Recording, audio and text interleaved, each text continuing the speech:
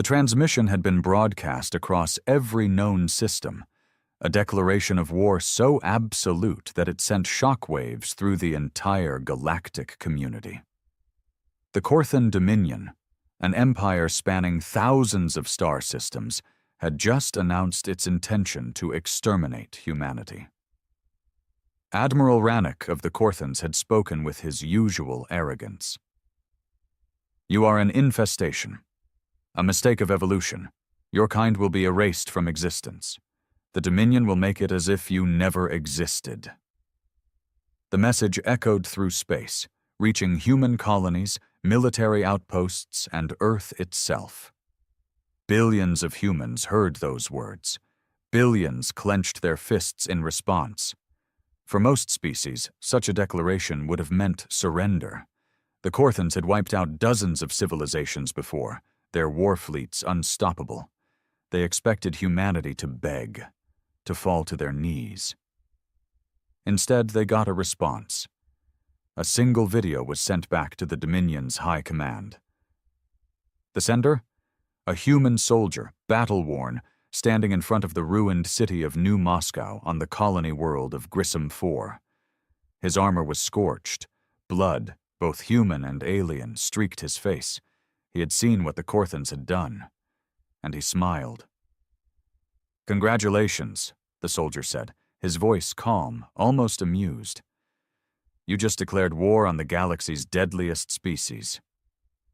Then he cut the transmission. The war had begun. The Corthan Dominion had been undefeated for millennia. Their war fleets moved like a storm across the galaxy, consuming planets, enslaving species, and wiping out those who dared resist. But they had never fought humans before. On Grissom 4, the first true battle of the war was already underway. The Corthans had expected a quick and effortless slaughter. Instead, they found themselves caught in a bloodbath. Major Elias Carter wiped the sweat from his brow as he crouched behind a half-destroyed barricade. The streets were littered with Corthan bodies, their dark blue blood staining the ruins of New Moscow. The alien warriors had expected to march through the city unchallenged. Instead, they were being torn apart by human resistance fighters using guerrilla tactics, jury-rigged explosives, and sheer, unrelenting fury. "Status?" Carter barked into his comms. "Still holding, sir," came the reply from Lieutenant Vasquez. Her unit had been holding the western flank, preventing the Corthans from encircling them. "But we need more ammo. Those bastards just keep coming." Carter grimaced. They all knew the reality of the situation.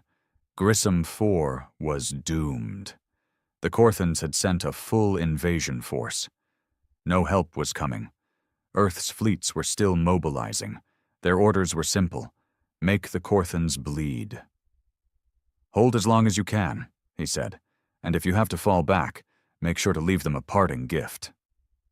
Vasquez chuckled darkly. "Already setting the charges, Major." Carter turned his attention back to the battlefield. In the distance, Corthan war machines rumbled through the city, plasma cannons leveling entire buildings. But the humans didn't fight fair. They struck from the shadows, planted traps, lured the Corthans into ambushes. Every street they took, they paid for in blood. The Corthans thought humanity would be an easy conquest. They were learning otherwise. Across the galaxy, news of the battle spread. Other civilizations, long cowed by the Corthan Dominion, watched in disbelief as humans, mere upstarts on the galactic stage, fought back.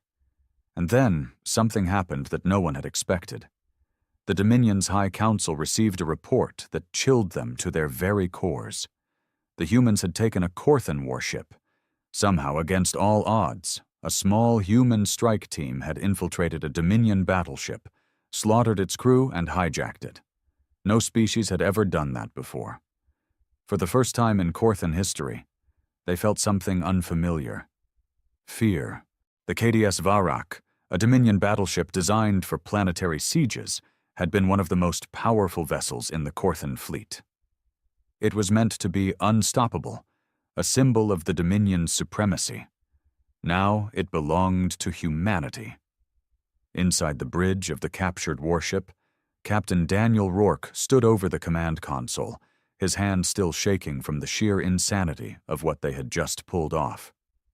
He glanced around at his team, Marines, engineers, and hackers, most of them still covered in Corthan blood. "We actually did it," whispered Lieutenant Harper, her eyes wide. "Damn right we did," Rourke said. "Now let's make sure it was worth it." The Corthans had underestimated humanity's adaptability. They thought their ships were too complex, their systems too alien. But humans had spent centuries reverse engineering everything they got their hands on. The moment they had control of the ship, Harper and her tech team had ripped into its systems like scavengers on a fresh kill. Rourke turned to his communications officer. "Get me a direct line to Admiral Kasari. Earth needs to hear about this." The transmission was sent in seconds, bouncing through secured human military channels. It didn't take long for an answer. The face of Admiral Kasari, leader of Earth's defense fleet, appeared on the main screen. Her normally cold, calculating expression broke for just a second, an emotion between shock and exhilaration flashing across her features. "You're telling me," she said, voice controlled but sharp, "that you've hijacked a Corthan battleship?" Rourke smirked. "We didn't just hijack it, Admiral. We're about to use it." The Dominion was scrambling. No species had ever stolen one of their ships before. It was an insult, an impossibility. The Corthan High Council was in an uproar, their arrogant confidence shaken. But humanity wasn't done humiliating them. Instead of fleeing with their prize, Rourke and his team turned the Varak against its former masters. As a Corthan fleet approached Grissom 4 to reinforce their ground forces, the stolen battleship opened fire. The first ship to go down didn't even raise shields. It never expected one of its own to turn against it. A direct hit from the Varak's forward plasma cannon ripped it apart. The second ship managed to react, but too late. Harper had cracked into the Dominion's fleet security codes, disguising their communications. For precious minutes, the enemy hesitated, confused, unsure whether the Varak had been compromised or if this was some kind of trick. That hesitation cost them. The human fleet, now mobilized and coming in hot, dropped out of hyperspace. And then, for the first time in history, a Corthan fleet was ambushed. On the ground, Major Carter and his resistance fighters watched as fire rained from the sky. At first, they assumed the worst, more Corthan reinforcements. But then, Carter's calm crackled to life. "Major, this is Captain Rourke aboard the Varak. We're giving these bastards a taste of their own medicine." Carter stared at the sky, watching the once invincible Dominion forces panic. A slow grin spread across his bloodied face. "About damn time," he muttered. The impossible had happened. The Dominion had declared war on humanity. But now, for the first time, they realized their mistake. They hadn't declared war on just another species. They had declared war on the deadliest fighters in the galaxy, and humanity was just getting started. The battle over Grissom 4 had been a massacre, but not for humanity. The Corthan fleet, once seen as unstoppable, was in ruins. What remained of their warships was retreating, broken and humiliated. On the surface, the last of the Corthan ground forces were scrambling to evacuate, but Major Carter and his resistance fighters weren't about to let that happen. The humans had spent days suffering under the Corthan occupation, watching their cities burn, their people executed. Now it was payback time. Carter stepped over the smoldering corpse of a Corthan officer, his rifle still hot from the last burst of gunfire. His comm unit crackled. "Major," came Vasquez's voice, "the last of them are holed up near the spaceport trying to run." Carter spat on the ground. "Like hell they are." He turned to his fighters, most of them battered and exhausted but still standing, still fighting. "They think they can do this to us and just walk away," he growled, voice filled with pure fury. "They came to our world, killed our people. Now they run. Hell no, we finish this." A chorus of war cries erupted as the humans charged forward. Across the galaxy, word of Grissom 4 spread like wildfire. The Corthan Dominion, the once invincible empire, had just suffered something unthinkable. A defeat at the hands of an inferior species. For the first time in their history, they weren't the ones erasing civilizations. They were the ones being hunted.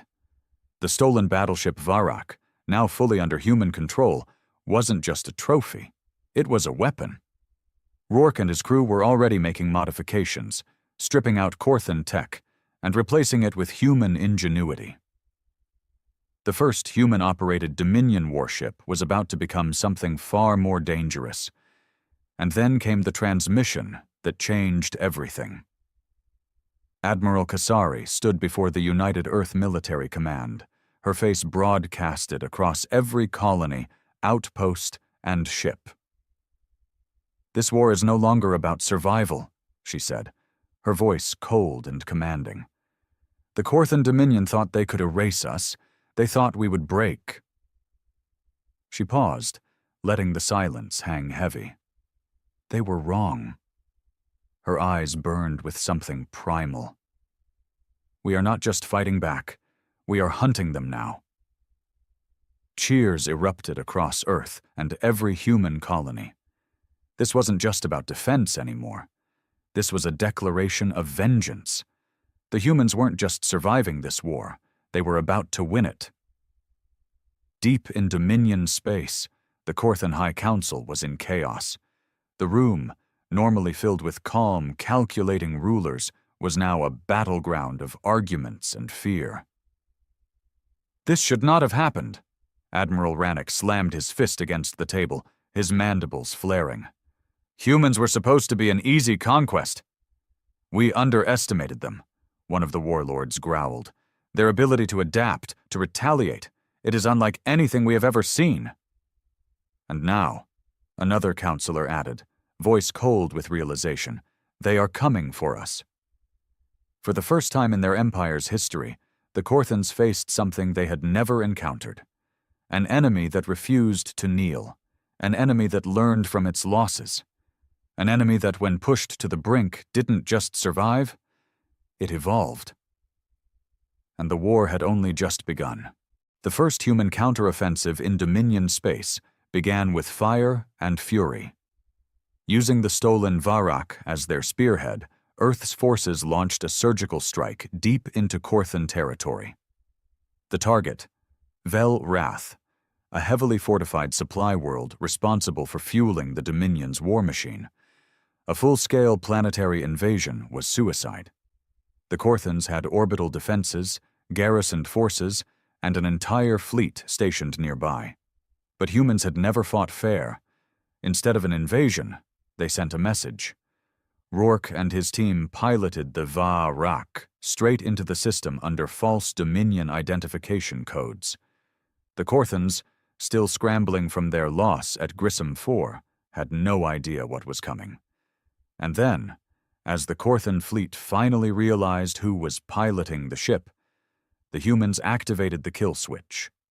Before the battle, Harper and her tech crew had rigged the Varak to do something no Dominion ship was ever designed to do: detonate its entire fuel core in a controlled chain reaction. Rourke's last transmission to the Corthan command was simple. "Congratulations," he said, voice filled with dark amusement. "You just lost another planet." The Varak was on a collision course. Impact. The explosion was cataclysmic. A stolen Dominion battleship, overloaded with enough plasma fuel to incinerate a fleet, detonated directly over Vel Rath's main supply hubs. The shockwave crippled the Corthan war effort in that sector. Fuel depots were wiped out, entire supply chains shattered. The Dominion had spent centuries perfecting conquest, but no one had ever dared fight them like this. And this was just the beginning. The Corthans weren't just losing ships and planets, they were losing something far worse: their reputation. Across the galaxy, species that had once cowered under Dominion rule began to watch closely. If humans could fight back, if they could bleed the unbleedable, then maybe they weren't alone. Insurgencies began to flare up on Corthan-controlled worlds. Slave species that had long accepted their fate started rebelling. Supply lines were sabotaged, Corthan patrols were ambushed, and military commanders found themselves hunted in their own territories. The Corthans had ruled by fear. Now, they were the ones afraid. The High Council convened again, their once proud chamber now filled with unease. "We cannot allow this to continue," Admiral Rannick growled, his mandibles clicking in frustration. "The humans must be eradicated, all of them." "But how?" another counselor demanded. "They fight like nothing we've ever seen. They sacrifice ships to take down fleets. They destroy supply chains instead of claiming them. They don't fight for territory, they fight to kill us." The words hung heavy in the chamber. The Corthans had always believed themselves to be the galaxy's apex predators. But now? Now they had awakened something worse. Not prey, not an enemy. A species that, when pushed to the brink, became something monstrous. They had awakened humanity. Back on Earth, Admiral Kasari stood in the War Command Center, staring at the holographic battle map of the galaxy. The Dominion still held thousands of worlds. Their fleets still outnumbered humanity's forces 100-1. But now? The war wasn't about numbers. It was about strategy. It was about fear. Kasari turned to her officers. "We don't need to defeat the Dominion in open war," she said. "We just need to break them." A new plan was forming. A war not of territory, but of annihilation. Their supply chains, their command structure, their very belief in their own power.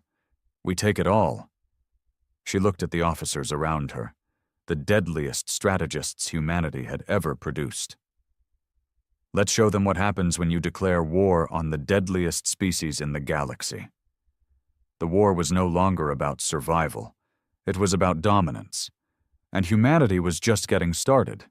The Corthan homeworld was a fortress, the heart of an empire that had ruled unchallenged for centuries. No species had ever dared to strike at it. Until now. Humanity wasn't just fighting a war anymore. It was delivering a message. Earth's military command had devised a strategy so audacious, so completely insane, that no Corthan admiral would ever have expected it.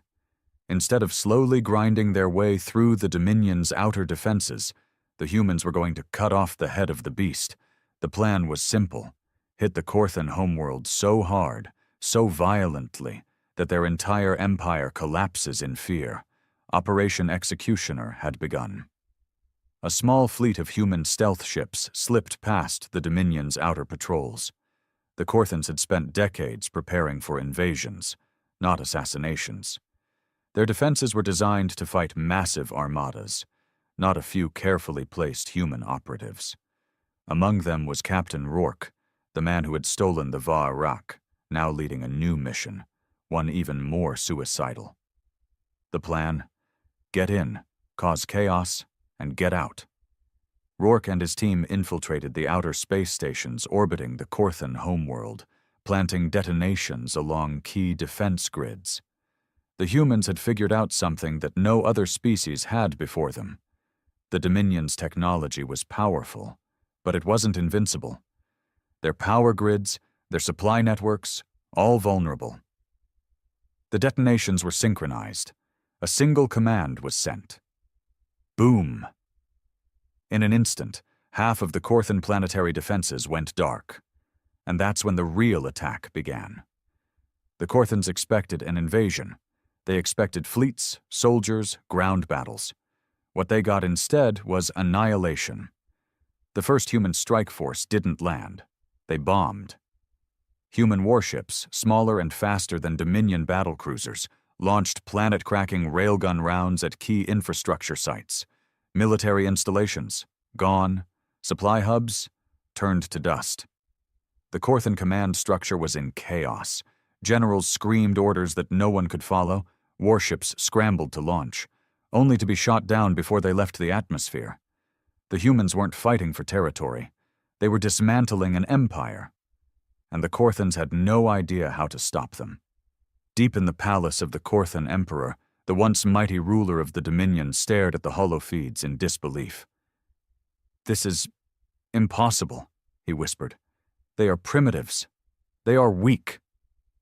A nearby officer trembled as he spoke. "My lord, the humans have—" The door exploded. Smoke and fire filled the chamber as Rourke and his team stormed in. Human soldiers covered in blood and battle scars pointed their weapons at the most feared leader in the galaxy. Rourke stepped forward, his face unreadable. "You declared war on humanity," he said coldly. The Emperor, once so arrogant, so untouchable, now cowered before them. Rourke raised his pistol. "Big mistake." One shot. The Korthan Emperor was dead. Across the Dominion, the news spread like wildfire. The Emperor was dead. Their homeworld was in ruins. Their fleets were broken. Without leadership, without fear keeping them in line, the Dominion's enslaved species finally rose up. Planets revolted. Korthan military officers were assassinated in their own command centers. Slave armies turned on their masters, slaughtering them without mercy. The Dominion was falling apart. And the humans? They didn't stop. Months later, on a ruined Dominion world, Admiral Kasari stood among the wreckage of what was once the greatest empire in the galaxy. A war that should have lasted centuries had been won in months. She looked at the gathered human soldiers, their faces worn but victorious. "They thought they were the apex predators," she said. She turned, looking at the burning remnants of the Dominion. "They were wrong." For the first time in history, the galaxy had a new ruler. And the humans? They weren't conquerors. They were hunters. For centuries, the Dominion had ruled through fear. Now humanity had taken their place. Some civilizations celebrated their arrival. Others trembled. Because the galaxy had learned a terrifying truth. You don't declare war on humanity. Because if you do, you don't get a war. You get extinction. The distress call had been weak, barely more than a whisper against the cosmic void. A desperate plea from a dying world, ignored by every major power in the galaxy. The message was simple. "We are under attack. Our cities burn. Our people fall. Please, help us." No one came. The Arathax Dominion had invaded without mercy. A brutal race of conquerors, they swept through the defenseless world like a storm of fire and steel. Their warships hovered over cities, raining down destruction. Their soldiers marched through the streets, executing any who dared resist. The planet, once known as Valen IV, was doomed to be just another name erased from the star charts, its people enslaved or exterminated. The Galactic Council heard the call and did nothing. They muttered about diplomatic complications, about non-interference treaties, about acceptable casualties. They would not risk war with the Arathax for a world that held no strategic value. And so, the galaxy turned its back. But they had forgotten something. Valen IV was not just any world, it was a human colony, and humanity never let its own fall. The attack fleet dropped out of hyperspace in perfect formation. 500 warships, a force that should not have existed. The Council had believed humanity was weak, fractured, unable to muster such a force. But they had underestimated them. The fleet's flagship, indomitable, a monstrous dreadnought bristling with weaponry, led the charge. At its helm stood Admiral Elias Vance, his expression carved from stone, his voice calm as he issued the order that would change everything. "Begin orbital bombardment. Let them feel what it's like to be on the receiving end." The skies of Valen IV erupted in fire. The Arathax had never feared humanity. They had seen them as upstarts, primitive and reckless, more suited for dying in the fringes of space than waging war against an empire. They were wrong. Humanity had spent centuries fighting among themselves, perfecting the art of war in a way no other species had. The Council had outlawed mass planetary invasions, had discouraged total war. Humanity had ignored those rules. They had built ships for a fight they had hoped would never come, but had prepared for anyway. And now that preparation was paying off. The Indomitable's rail cannons roared, sending slugs the size of buildings into the Arathax capital ships, tearing through shields and armor like paper. Human corvettes swarmed enemy formations, weaving between their lumbering ships and gutting them with precision strikes. Drop pods rained down like falling stars, each one carrying soldiers clad in exosuits, their armor designed to withstand the worst the galaxy had to offer. They landed in the streets of burning cities, and did not stop. The Arathax expected them to be slow, to be burdened by their heavier armor. Instead, they moved like demons, striking fast and hard, pushing through enemy lines with relentless efficiency. Humanity fought like a species that had spent its entire existence waging war. The battle raged for hours. By the time the last Arathax warship tried to flee, it was too late. Humanity had surrounded them, leaving no escape. Admiral Vance watched as the enemy flagship burned in the void, its hull breaking apart. He did not smile. There was no joy in war, only duty. The people of Valen IV had been abandoned, left to die, but not by humanity, never by humanity. Because when one of their own cried out for help, humanity answered. And they came with fire. The aftermath of the battle left the skies above Valen IV littered with wreckage. Burned-out husks of Arathax warships drifted in the void, their shattered remains a grim testament to humanity's response. On the ground, the fires still smoldered, buildings reduced to rubble, bodies, both human and Arathax, scattered like discarded dolls. Admiral Elias Vance stood on the bridge of the Indomitable, staring at the ruined landscape below. His fists clenched at his sides. Victory had come, but at a cost. Thousands of colonists had died before the fleet arrived. Entire cities had been razed. The Arathax had made sure that even in defeat, they left scars. "Admiral," a voice broke his thoughts. It was Captain Layla Monroe, his second in command. "The ground teams are securing the last of the Arathax prisoners. Resistance has ceased." Vance nodded, his face unreadable. "Casualties?" "Heavy, sir, both military and civilian." He exhaled slowly. The cost of war was always blood, but that didn't mean it had to be in vain. "Open a channel to all surviving colonists," Vance ordered. A moment later, his voice was broadcasted across the ruined planet. "This is Admiral Elias Vance of the Terran Defense Fleet. The Arathax are defeated. Your home is yours once more. We came because no one else would, because humanity does not abandon its own. We mourn the dead, but we stand for the living. And to the Arathax," he paused, his voice cold as steel. "You thought no one would come. You were wrong, and you will never forget this day." On the surface, survivors staggered from underground shelters and half-collapsed buildings, their faces dirty, their eyes hollow with exhaustion. Some wept. Others simply stared in disbelief at the sight of Terran soldiers patrolling the streets, not as conquerors, but as liberators. A young girl, no older than 10, clutched her mother's hand as she watched a squad of soldiers clear debris from a collapsed school. One of them, his armor scratched and dented from battle, knelt beside her, pulling a ration bar from his pack. "Here, kid," he said gruffly, handing it over. She hesitated, then took it. Are they gone?"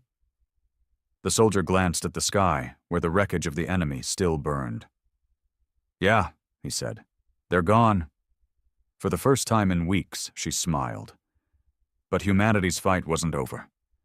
In the dark corners of the galaxy, the Arathax Dominion reeled from their unexpected defeat. No one had ever hit them so hard before, had ever made them bleed so badly. And now, their high command sat in stunned silence, watching the footage of their burning fleet, their fallen soldiers. They weren't supposed to be capable of this, one of the warlords muttered. They weren't supposed to care, another growled. The council ignored the colony. We assumed the humans would too. The supreme warlord, a towering figure with coal-black eyes, leaned forward. Then we assumed wrong. His voice was low, dangerous. Humanity is not the weak, divided species we thought. They came when no one else did, and they came with fire and vengeance. A silence stretched across the chamber. Then we must prepare, one of the warlords said. Because if they did this for a single colony, what will they do if we push them further? The Supreme Warlord's fingers curled into a fist. They will come again. His eyes burned with something between fury and admiration. And this time, we must be ready. The fires of Valen IV had barely cooled when the first whispers of war began to spread. Across the galaxy, the news of humanity's intervention sent shockwaves through political halls, war councils, and hidden power brokers. No one had expected them to act. No one had believed they had the strength, the will, or the ruthlessness to launch such a decisive strike. But humanity had not only responded, they had annihilated the Arathax invasion force. Inside the Grand Hall of the Galactic Council, an emergency session had been called. Representatives from the major species of the galaxy sat in uneasy silence as footage of the battle over Valen IV played on the central display. The destruction was absolute. The Arathax fleet, which had been expected to crush the colony with ease, had been torn apart with terrifying efficiency. This is madness, Chancellor Valen of the Zephyr Union muttered, rubbing his scaled brow. How did they do this? They shouldn't have had the numbers, the technology. They did, a deep voice interrupted. All eyes turned to the Arathax representative, Warlord Sithran. His dark eyes burned with barely restrained rage. His species had never suffered such humiliation. The Terrans were underestimated, Zithran growled. A mistake that will not be repeated. A murmur of unease spread across the chamber. The Arathax Dominion was one of the most powerful military forces in the known galaxy. If they were planning retaliation, the war that followed could shatter the fragile peace the Council had maintained for centuries. Let us not be hasty, Councillor Orvis of the Sithari Alliance said carefully. Perhaps this was an anomaly, a single instance of human aggression provoked by the attack on their colony. We have long known them to be emotional, protective of their own. This does not mean they are a true threat to the balance of power. Sithran's lip curled in disgust. You are a fool if you believe that, he snapped. Look at what they did. 500 warships. Soldiers in numbers we did not think they possessed. They crushed us. And when they spoke to the survivors, their admiral made it clear. This was only the beginning. The chamber fell into silence. Then, slowly, a voice spoke from the shadows. They have been preparing for war.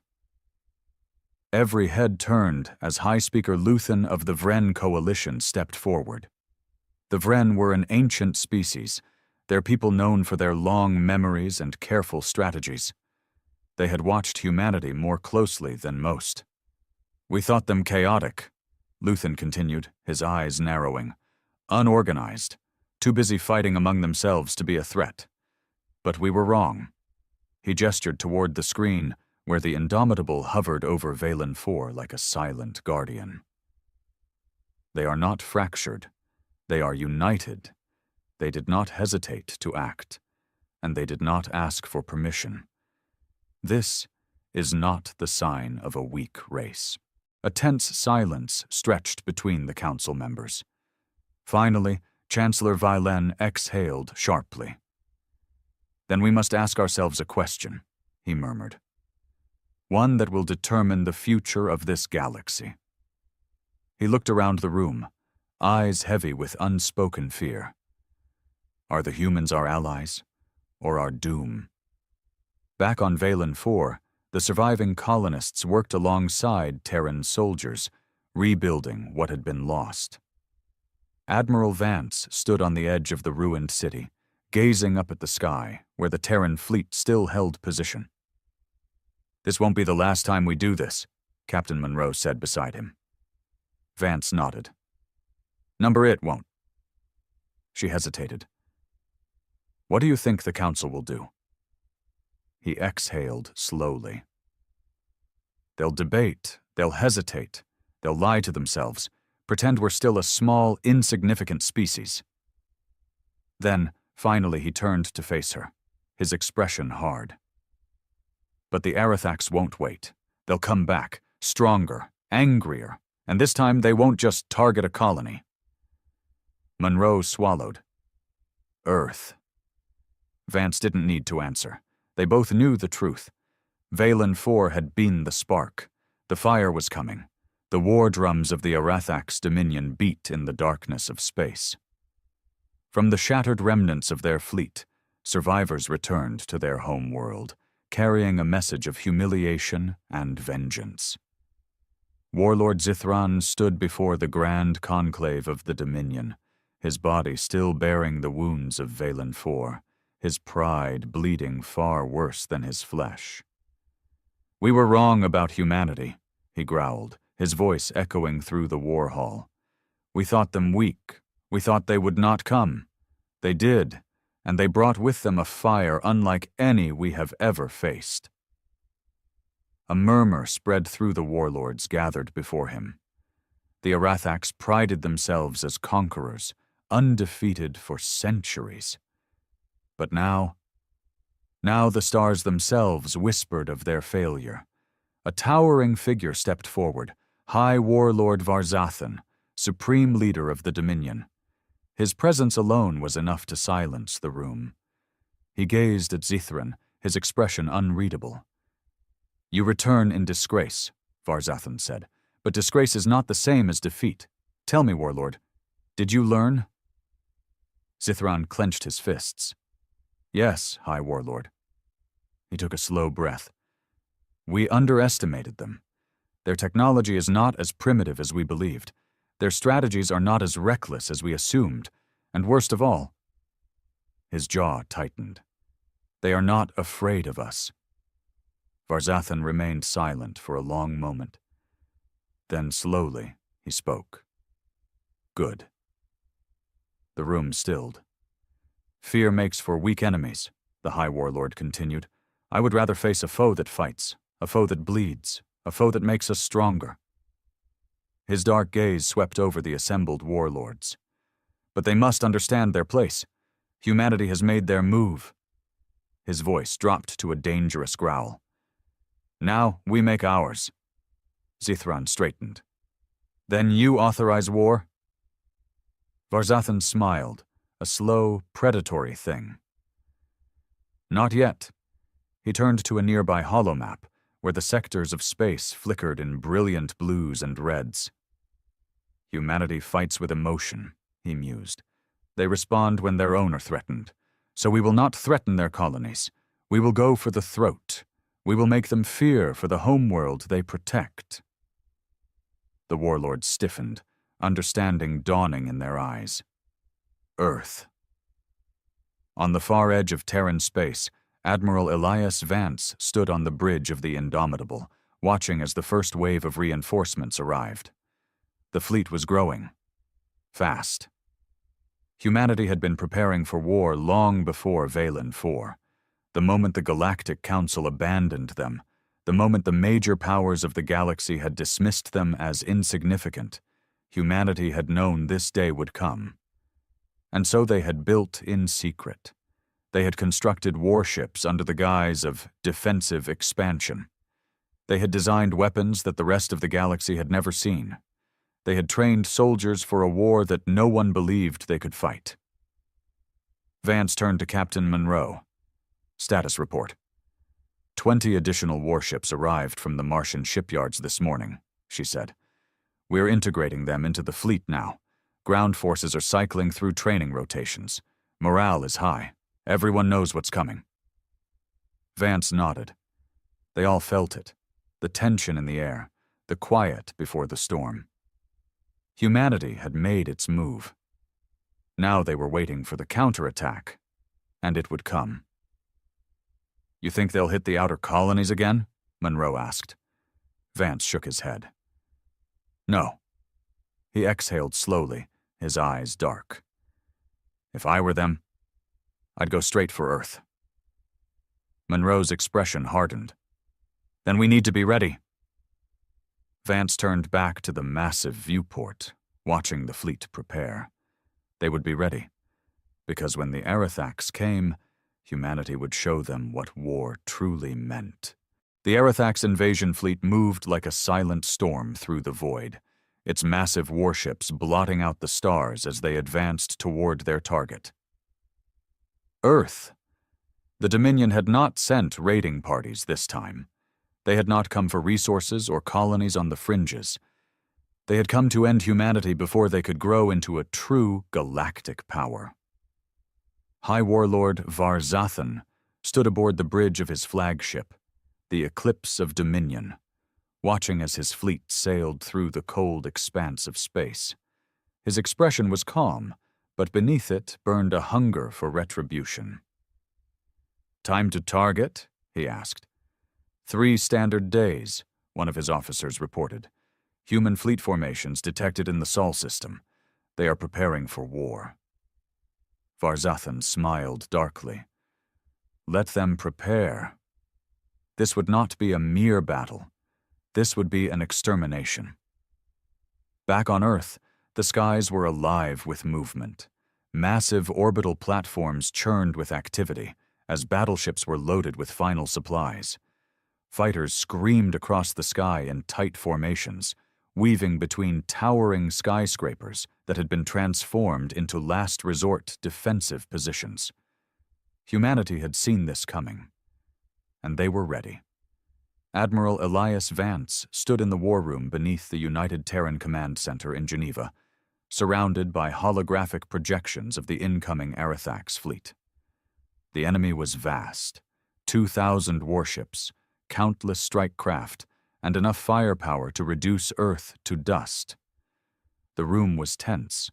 High-ranking officers, generals, and political leaders all stood around the table, watching as the red wave of enemy ships closed in. President Alan Graves broke the silence. What's our best estimate, Admiral? Vance's voice was steady, but grim. They outnumber us 3-1. Their ships are larger, more heavily armored, and have greater energy output. A murmur spread through the room. But they don't have our technology, Vance continued. They don't have our tactics, and most of all, they don't have our will.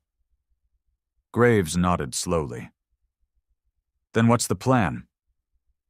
Vance stepped forward, his eyes locked on the incoming enemy formation. We draw them in, make them think they're winning.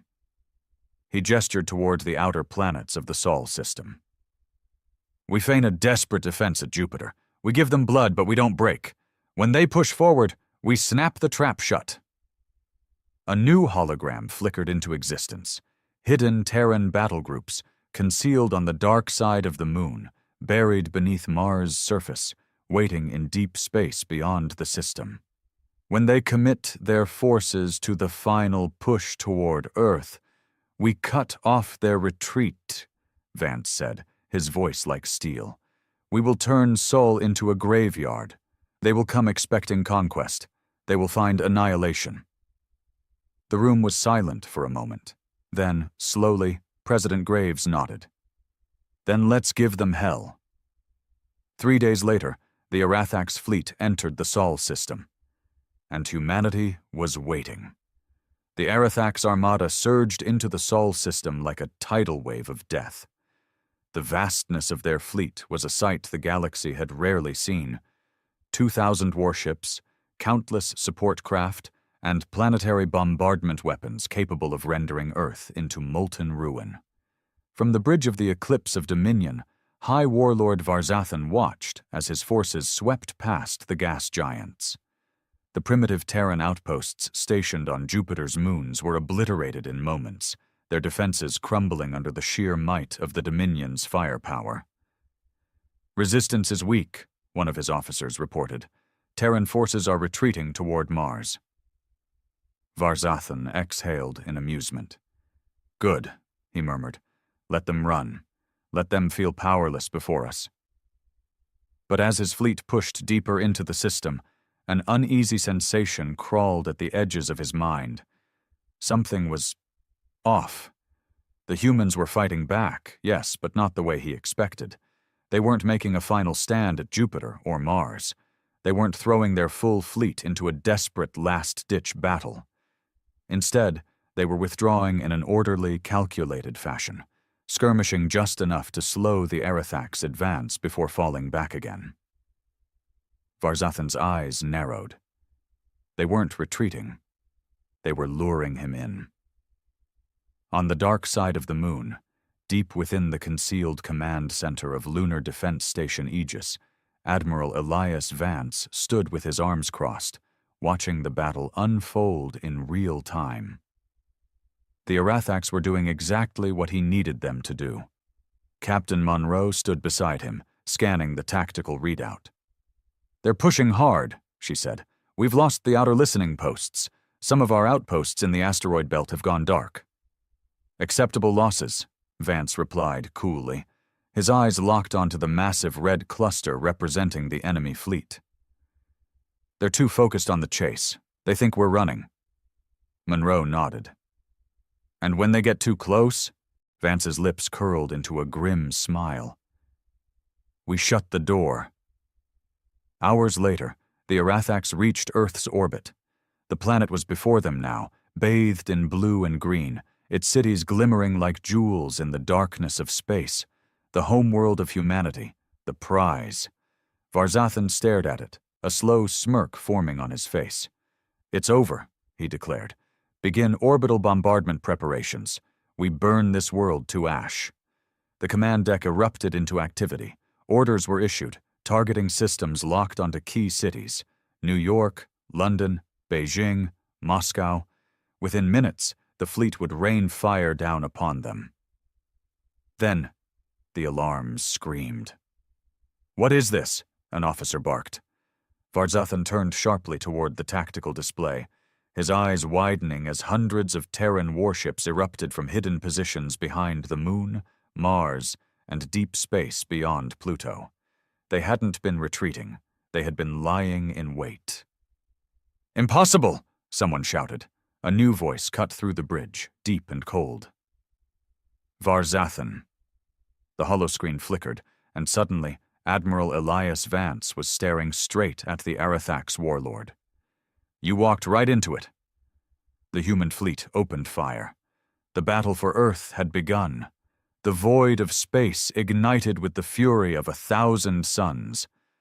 The moment the trap was sprung, humanity struck with merciless precision. From behind the moon, from the depths of Mars, from the shadows of deep space, warships surged forward, their weapons unleashed in a cataclysm of fire and destruction. Arathax warships, caught in tight battle formations, were torn apart before they could react. Mass drivers, railguns, and plasma lances ripped through their thick hulls like they were made of paper. Swarms of Terran starfighters darted through the chaos, slipping between enemy defenses and delivering payloads of hyperkinetic rounds directly into weak points. Admiral Elias Vance watched from the bridge of the Indomitable, his expression stone cold as the battlefield unfolded. "They're trying to reposition," Captain Monroe said, her fingers dancing across the holomap. "We hit them too fast. They're scrambling." "Not fast enough," Vance replied. "Keep the pressure on. No mercy." On the battlefield, the Arathax fleet reeled. High Warlord Varzathan bared his fangs as the eclipse of dominion shuddered violently, sparks flying across the command deck. "Report!" he roared. "Multiple capital ships destroyed. We're being flanked. The humans, they were waiting for us." Varzathan's mind raced. This was not the desperate defense of a dying species. This was a counteroffensive, one planned with chilling precision. "We underestimated them," he growled, gripping the railing. "We thought them weak. That was our mistake. But mistakes could be corrected." "Pull back the second and third battle groups," he ordered. "Regroup and push forward. Crush their flanks. Break their encirclement." His warlords hesitated. "But High Warlord, our retreat is cut off." A slow, sinking feeling settled in Varzathan's gut. He turned to the tactical display. Humanity's fleet had maneuvered around them with terrifying speed. Their retreat routes were gone. Their forces were surrounded. The realization hit him like a hammer. This wasn't just a battle. This was an execution. Across the battlefield, Terran warships pressed the attack, giving no quarter. Aboard the Indomitable, Vance watched as the enemy fleet faltered. Their formations broke. Their ships fired wildly, desperately trying to carve an escape route that no longer existed. "This is it," Monroe said. "They're finished." Vance nodded. He activated the fleet-wide comms. "All ships, engage at will." A final wave of missile salvos and railgun volleys slammed into the Dominion fleet. The massive Arathax battleships, once symbols of their unstoppable empire, were torn apart one by one, reduced to drifting wreckage in the void. Varzathan's flagship, the Eclipse of Dominion, was the last to fall. As its burning hull spiraled toward Earth's atmosphere, its final transmission echoed through the darkness. "We should have killed them before they became a threat." Then, with a final explosion, the last remnants of the Arathax invasion fleet ceased to exist. Humanity had won, and the galaxy would never underestimate them again. The wreckage of the Arathax fleet drifted lifelessly in the void, a silent graveyard of twisted metal and shattered warships. The once mighty armada that had come to erase humanity had been utterly destroyed. On Earth, cheers erupted across every city, every bunker, every military command center. People poured into the streets, waving flags, embracing strangers, crying tears of relief and victory.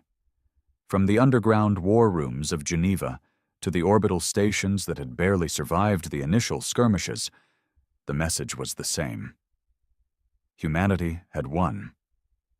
But on the bridge of the Indomitable, Admiral Elias Vance was not celebrating. He stood motionless, watching the tactical screen, his mind still processing what had just happened. The Dominion was powerful, ruthless, unforgiving, and now they had suffered the worst defeat in their history. Captain Monroe approached cautiously. "Sir, the battle is over. We did it." Vance exhaled, his jaw tightening. "No," he said quietly. "We won a battle. The war is just beginning." Monroe frowned. "You think they'll come back?" Vance turned to her, his expression grim. "We just humiliated one of the strongest empires in the galaxy. They won't let this stand." He glanced at the wreckage of the Arathax fleet. "Next time," he said, "they won't just send an invasion force." He met Monroe's eyes. "They'll send everything." Far beyond the Sol system, on the Dominion homeworld of Zarkon, the news of the catastrophe had reached the throne room of the Arathax High Council. The room was vast, dark, and lined with towering banners of past conquests. At its center sat the Primarch of Dominion, the supreme ruler of the Arathax. His 6 golden eyes glowed dimly as he listened to the trembling voice of the warlord who had survived the battle. They fought like no species we have ever faced," the warlord stammered. "Their strategies, their ferocity. It was as if they knew every move we would make before we made it." The Primarch's claws tapped against his stone throne. "And what became of High Warlord Varzathan?" The warlord hesitated. Then, bowing his head, he spoke. "Dead, my lord. His fleet, gone." Silence. The gathered warlords shifted uneasily, awaiting the Primarch's reaction. Then, slowly, the ruler of the Arathax dominion rose from his throne. His towering form cast a shadow across the chamber, his presence suffocating, his aura of power undeniable. For centuries, no species had dared to stand against the dominion. But now, humanity had shattered that illusion. "They thought no one would come to their aid," the Primarch said, his voice like distant thunder. "They believed they were alone. But when we came to conquer," his 6 golden eyes burned brighter. "Earth's mightiest armada arrived." His claws clenched into fists. "Very well. If it is war they desire—" He turned to his gathered warlords, his voice a whisper that rumbled through the chamber like a storm. "Then we shall bring them extinction." The war for humanity's survival had only just begun. The celebrations on Earth lasted for days, but Admiral Elias Vance had no time to indulge in victory. He knew the war was far from over. Inside the United Terran Command Center, deep beneath Geneva, holographic displays flickered with disturbing intelligence. Reports from long-range probes and deep space scouts told a terrifying story. The Arathax Dominion was moving. "We've intercepted their transmissions," said Lieutenant Kaito, the head of Terran intelligence. "The Dominion High Council is furious. They've declared us a cosmic infestation that must be eradicated." Vance folded his arms, his expression unreadable. "What are we looking at?" Kaito tapped a command on the holotable. A new fleet materialized in the projection. It was like nothing they had seen before. "The Dominion isn't just sending another invasion force," Kaito said grimly. "They're mobilizing their entire war machine." The room fell silent. Hundreds, no thousands of warships, far beyond what humanity had just fought off. Dreadnoughts the size of cities. Siege platforms capable of obliterating entire continents. Weapons so advanced that even the best minds in the Sol system could barely comprehend them. This is a full-scale eradication campaign," said Captain Monroe. "They don't just want to conquer us anymore, they want us gone." Vance's jaw tightened. He had expected retaliation. He had expected vengeance.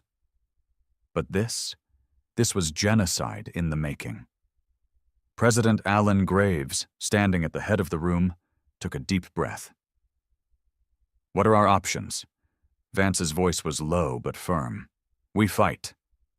Graves narrowed his eyes. "Can we win?" Vance turned back to the holomap. The odds were impossible. 3,000 Dominion warships against the battered remnants of Earth's fleet. And yet, when he looked at the faces around the table, he saw no fear, only defiance. He exhaled. "We don't need to win," he said. "We just need to make them regret coming." Across the galaxy, the largest armada in Arathax history began its march toward Earth.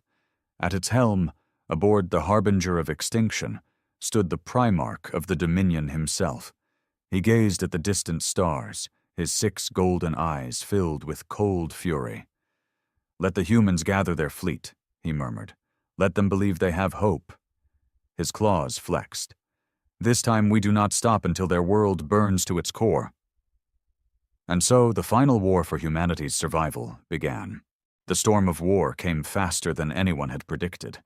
Within weeks, the Dominion's apocalyptic fleet surged toward the Sol system. The vastness of their numbers was beyond anything humanity had faced before. 3,000 warships, siege platforms capable of turning planets to molten wastelands, swarms of hunter-killers designed to seek out and eliminate survivors. Against them stood Earth's last line of defense. The United Terran Armada, battered but unbroken, assembled at the edge of the system. Every remaining warship, every station-mounted cannon, every last defensive satellite was turned toward the incoming storm. Even civilian freighters had been retrofitted with makeshift weapons.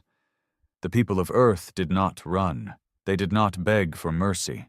They stood. The Battle of Sol was unlike anything the galaxy had ever witnessed. The Dominion came with overwhelming force, but the Terran fleet fought like demons.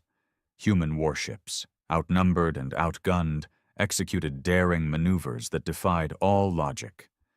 Fleets of AI-controlled drones filled the void, slamming into Dominion vessels with terrifying precision. Orbital platforms rained nuclear fire onto the approaching enemy. And when the Dominion breached Mars' defense line, humanity deployed its final weapon. The Thanatos Protocol.